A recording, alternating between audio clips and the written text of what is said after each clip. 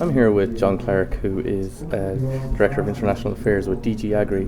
John, from a European trade perspective, we heard talk about Brexit and Mercosur today. From Mercosur, is a big concern, I suppose, from Irish agriculture point of view. What's the standards that you look for when you're negotiating, or when there's talks around trade with a group like Mercosur? If you take Mercosur as a good example, obviously the EU has a lot to gain in an agreement with Mercosur. When it comes to industrial goods or services or procurement, the economy is quite closed.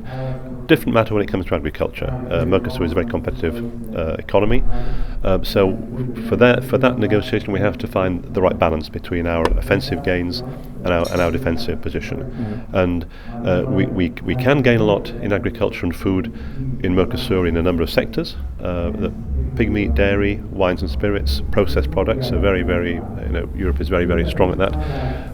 But risks, of course, for the beef sector, for poultry and ethanol, where Brazil in particular and Argentina are very competitive. So the challenge of the Mercosur is going to be how do we reach an agreement which necessarily makes some concessions to them in agriculture, but without damaging the interests of the European farm sector. That is the sweet spot that we have to achieve in the negotiations. Okay.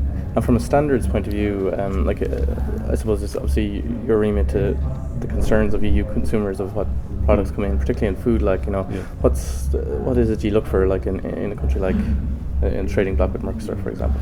Well, yesterday, today, and tomorrow, Mercosur have to meet our standards. We will not, through the FTA or in any way, accept, for example, beef that's been produced with hormones, mm-hmm. or pork produced with ractopamine. So the European standards will remain unchanged, and it will be up to Mercosur. They'll have to meet those standards. Okay. Thank you very much. Okay.